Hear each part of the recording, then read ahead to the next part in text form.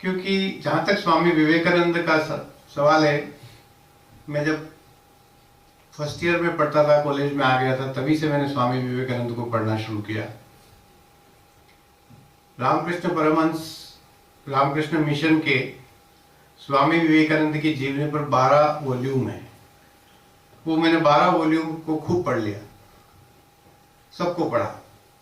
उसको पढ़ने के बाद मेरे मन में इच्छा जागृत हुई कि मैं एक बार कन्याकुमारी जाकर आऊं। तो मैं कन्याकुमारी गया, 3 दिन रहा विवेकानंद रॉक मेमोरियल पे, और वहां जहां स्वामी जी ने बैठकर सारा ज्ञान प्राप्त किया था, अब मार्गदर्शन लिया था कि आगे मुझे क्या करना है, वहीं मैं बैठ के 3 दिन में वहां बैठा। उसके बाद मेरे मन में आया कि मुझे वेलूर मठ जाना चाहिए। तो फिर मैं वेलूर मठ गया, कलकत्ता से थोड़ा सा पास ही है। प्यारे मित्रों, अगर आपको स्वामी जी को समझना है तो आपको एक बार कन्याकुमारी अवश्य जाना चाहिए। कोई भी ट्रिप बना के कन्याकुमारी जाइए, 2-3 दिन रहिए वहां पे। और जो वहां का सुबह का वक्त है सूर्योदय का, और सूर्यास्त का वक्त है, दोनों समय आप अकेले बैठिए किसी की, और फिर महसूस करिए, आपको स्वामी विवेकानंद समझ आएंगे। ये मेरा अपना किया हुआ है। फिर आप बेलूर मठ जाइए और 2 पुस्तकों और पढ़िए। रामकृष्ण परमहंस की जिंदगी जरूर पढ़िए, जीवनी उनकी, कि स्वामी जी को समझने के लिए उनको गुरु को समझना बहुत जरूरी है। और एक भगिनी निवेदिता की, जो उनकी पहली डिसाइपल है, भगिनी निवेदिता, उन दोनों को पढ़कर स्वामी जी को पढ़िए। फिर आपको स्वामी जी का पूरा क्लियर होगा कि स्वामी जी कैसे व्यक्ति थे। स्वामी जी बहुत परेशान थे जब उनके पिताजी की डेथ हो गई, बहुत ज्यादा। और वो अपनी स्कॉटिश कॉलेज में वो पढ़े, आपने देखा था। वो फर्स्ट क्लास ग्रेजुएट थे, बढ़िया अंग्रेजी बोलते थे, बढ़िया बंगाली बोलते थे, बढ़िया हिंदी बोलते थे, बहुत खूबसूरत दिखते थे। तो बहुत खूबसूरत व्यक्ति थे। जहां जाते थे अपना इंप्रेशन छोड़ देते थे, सम्मोहित हो जाते थे लोग उनसे, और इतना सुंदर गाते थे। रामकृष्ण परमहंस और स्वामी विवेकानंद को रामकृष्ण परमहंस से प्यार नहीं हुआ, रामकृष्ण परमहंस को स्वामी विवेकानंद से प्यार हुआ। और कहां हुआ प्यार? हुआ प्यार सही माने में, आसक्ति हुई। वो बेचैन होते थे, स्वामी विवेकानंद नहीं जाते थे उनसे मिलने, तो कि नरेंद्र क्यों नहीं आया। बेचैन होते थे, तड़पते थे।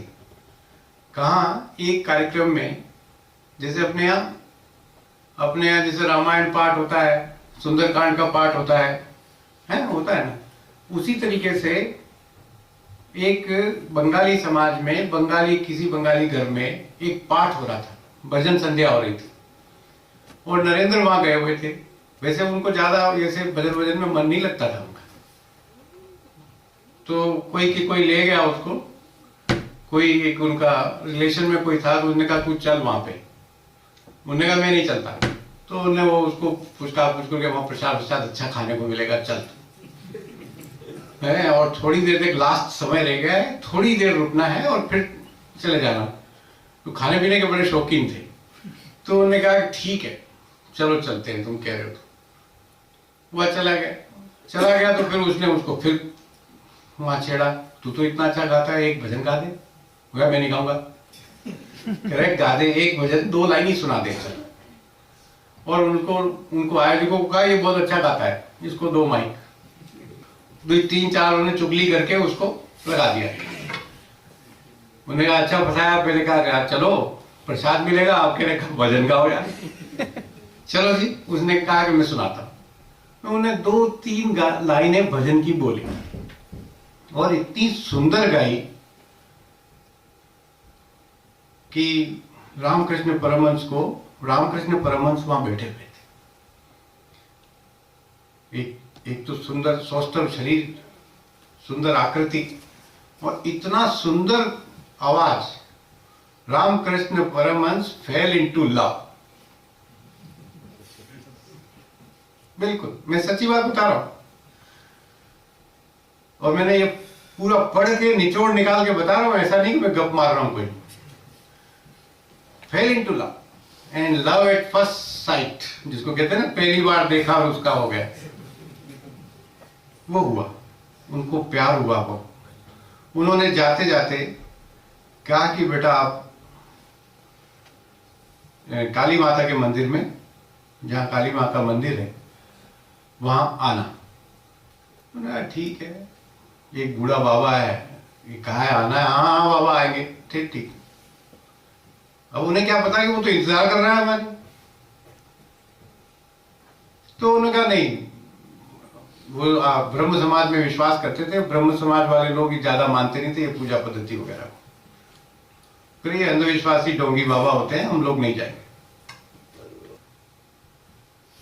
कि भूखे को रोटी, प्यासे को पानी, बीमार को दवा, अशिक्षित को शिक्षा, बेरोजगार को रोजगार, अनपढ़ को पढ़ाई, ये अगर हम देना सीख गए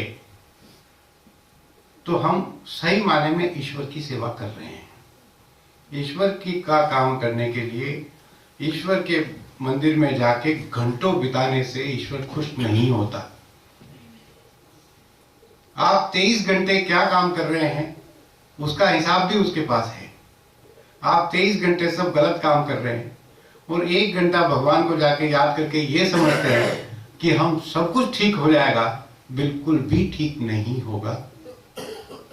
आपको 23 घंटे में आप इस मैनकाइंड की कितनी सेवा कर रहे हैं, मानवता की कितनी सेवा आप कर रहे हैं, उसके आधार पर भगवान आपका आगे का काम तय करेगा। ये मेरा पक्का विश्वास है और ये स्वामी जी ने कहा है, मैंने नहीं कहा। मैंने एक पुस्तक आप सब लोगों के लिए तैयार की है। ये पुस्तक है, बहुत छोटी सी पुस्तक है, इसमें 32 पेज, 32 पेज, और ये पुस्तक मैं भिजवाने वाला हूं आपको। और इसमें कुछ नहीं है, मैंने इसका सिर्फ संकलन किया है। ये स्वामी जी का भाषण है, विक्टोरिया हॉल मद्रास में दिया हुआ भाषण है। हम सब लोग उनका शिकागो का भाषण सुनते हैं, लेकिन युवाओं के लिए अगर उन्होंने कोई भाषण दिया है जो पूरा 100% युवाओं के लिए है, तो वह है मेरी क्रांतिकारी योजना, मद्रास के विक्टोरिया हॉल में दिया गया भाषण। ये मैंने पब्लिश कराया है। ये आप सब लोगों के लिए है और सब बच्चों के लिए भी है। ये 32 पेज का है, आधे घंटे में आराम से पढ़ सकते हो उसको, लेकिन इसका एक एक शब्द बहुत महत्वपूर्ण है। इसका कुछ छोटा सा हिस्सा है जो मैं बताता हूं आपको। मेरा विचार है कि मैं भारत में कुछ ऐसे शिक्षालय स्थापित करूं। स्वामी जी क्या बोल रहे हैं कि मैं ऐसे शिक्षालय स्थापित करूं जहां हमारे नवयुवक अपने शास्त्रों के ज्ञान में शिक्षित होकर भारत तथा भारत के बाहर अपने धर्म का प्रचार कर सके। मनुष्य केवल मनुष्य भर चाहिए। क्या बोल रहे हैं स्वामी जी? मुझे सिर्फ मनुष्य चाहिए, बाकी सब कुछ अपने आप हो जाएगा। आवश्यकता है वीरवान, तेजस्वी, श्रद्धा संपन्न और दृढ़ विश्वासी निष्कपट नवयुवकों की। ऐसे 100 मिल जाए तो संसार का कायाकल्प हो जाए।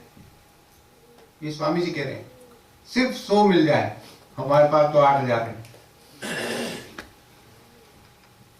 इच्छा शक्ति संसार में सबसे अधिक बलवती है, उसके सामने दुनिया की कोई चीज नहीं ठहर सकती, क्योंकि ये भगवान, साक्षात भगवान से आती है। क्या बोल रहे हैं? इच्छा शक्ति मीन्स विल पावर।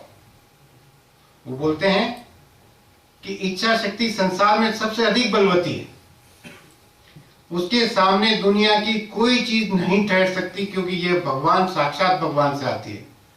ये जो आपकी विल पावर है वो आपके अंदर बैठे भगवान देता है आपको कहीं उधर भटकने की जरूरत नहीं है। आती विशुद्ध और दृढ़ इच्छा शक्ति सर्वशक्तिमान है।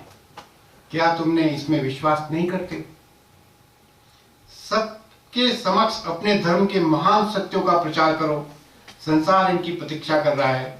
सैकड़ों वर्षों से लोगों को मनुष्य की हीन अवस्था का ही ज्ञान कराया गया है। उनको कहा गया है कि वे कुछ नहीं है। संसार भर में सर्वत्र सर्वसाधारण से कहा गया है कि तुम लोग मनुष्य ही नहीं हो। शताब्दियों से इस प्रकार डराए जाने के कारण वे बेचारे सचमुच ही करीब पशुत्व को प्राप्त हो गए। उन्हें कभी आत्मवत्व के विषय में सुनने का मौका नहीं दिया गया। अब उनको आत्मवत सुनने दो, ये जान लेने दो कि उनमें से नीच भी के व्यक्ति के अंदर भी आत्मा विद्यमान है।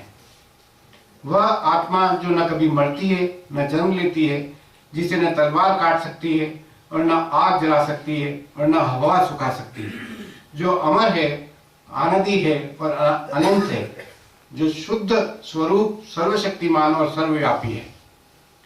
उन्हें अपने में विश्वास करने दो। आखिर वो क्या कहते हैं, आखिर अंग्रेजों में और तुम में किस लिए इतना अंतर है? स्वामी जी क्या बोलते हैं, समझो इस बात को। आज भी ये इतना ही लागू होता है। अमेरिकन में और ब्रिटिशर्स में और आप में क्या डिफरेंस है? वो कहते हैं आखिर अंग्रेजों में और तुम में किस लिए इतना अंतर है? उन्हें अपने धर्म, अपने कर्तव्य आदि के संबंध में कहने दो, पर मुझे अंतर मालूम हो गया है।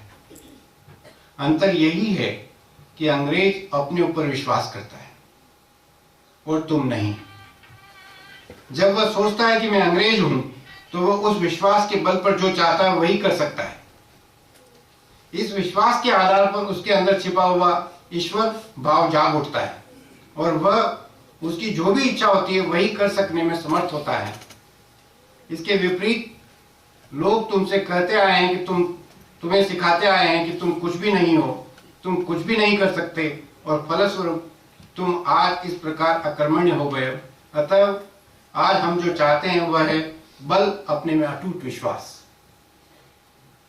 हम लोग शक्तिहीन हो गए हैं, इसलिए गुप्त विद्या और रहस्य विद्या, इन रोमांचक वस्तुओं ने धीरे धीरे हमें घर कर लिया है। भले ही उनमें अनेक सत्य हो, पर उन्होंने लगभग हमें नष्ट कर डाला है। अपने स्नायु बलवान बनाओ। आज में जिसकी आवश्यकता है वह है लोहे के पुट्ठे और फौलाद के स्नायु। हम लोग बहुत दिन रो चुके, अब रोने की आवश्यकता नहीं। अब अपने पैरों पर खड़े हो जाओ और मर्द बनो। अपने पैरों पर खड़े हो जाओ और मर्द बनो। हमें ऐसे धर्म की आवश्यकता है जिसमें हम मनुष्य बन सके। हमें ऐसे सिद्धांतों की जरूरत है जिसमें हम मनुष्य हो सके।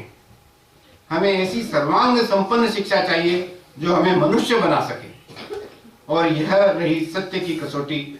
जो भी तुमको शारीरिक, मानसिक और आध्यात्मिक दृष्टि से दुर्बल बनाए, उसे जहर की भांति त्याग दो। उसमें जीवन शक्ति नहीं है, वह कभी सत्य नहीं हो सकता।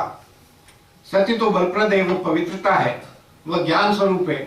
सत्य तो वह है जो शक्ति दे, जो हृदय के अंधकार को दूर कर दे, जो हृदय में स्फूर्ति भर दे। भले ही इन रहस्य विद्याओं में कुछ सत्य हो, पर ये तो साधारण मनुष्य को दुर्बल बनाती है। मेरा विश्वास करो, मेरा ये जीवन भर का अनुभव है। स्वामी जी कह रहे हैं मेरा ये जीवन भर का अनुभव है। मैं भारत के लगभग सभी स्थानों में घूम चुका हूँ, सभी गुफाओं का अन्वेषण कर चुका हूँ और हिमालय पर भी रह चुका हूँ। मैं ऐसे लोगों को भी जानता हूँ जो जीवन भर वहीं रह रहे हैं, और अंत में मैं इसी निष्कर्ष पर पहुंचा हूँ कि इन सब रहस्य विद्याओं में से मनुष्य दुर्बल होता है। मैं अपने देश से प्रेम करता हूँ। मैं तुम्हें अधिक और पतित और ज्यादा कमजोर नहीं देख सकता। अतएव तुम्हारे कल्याण के लिए, सत्य के लिए, और जिससे मेरी जाति और अधिक अवनत न हो जाए, इसलिए मैं जोर से चिल्लाकर कहने के लिए बाध्य हो रहा हूँ, बस ठहरो, अवनति की ओर न बढ़ो। जहां तक गए हो बस उतना ही काफी हो चुका है। अब वीर्यवान होने का प्रयत्न करो। कमजोर बनाने वाली इन सब रहस्य विद्याओं को तिलांजलि दे दो और अपने उपनिषदों का उस बलप्रद, आलोकप्रद दिव्य दर्शन शास्त्र का आश्रय ग्रहण करो। सत्य जितना ही महान होता है उतना ही सहज बोधगम्य होता है। स्वयं अपने अस्तित्व के सामने सहज, जैसे अपने अस्तित्व को प्रमाणित करने के लिए और किसी की आवश्यकता नहीं होती, बस वैसा ही उपनिषद के सत्य तुम्हारे सामने है। इनका अवलंबन करो, इनकी उपलब्धि कर इन्हें कार्य में परिणित करो, बस देखोगे कि भारत का उद्धार निश्चित है। ऐसे इसमें कई उदाहरण हैं और सिर्फ एक भाषण का अंश है, एक भाषण है पूरा ये। स्वामी जी ने एक एक शब्द जब जब बोला, वो जितनी बार अगर उसको ध्यान से पढ़ोगे, सुनोगे, समझोगे, महसूस करोगे, तो आपको पाओगे कि सीधा का सीधा ईश्वरीय वाक्य है। इसलिए उन्होंने लास्ट में जो बोला, उठो, जागो और अपने लक्ष्य को प्राप्त करने से पहले न रुको।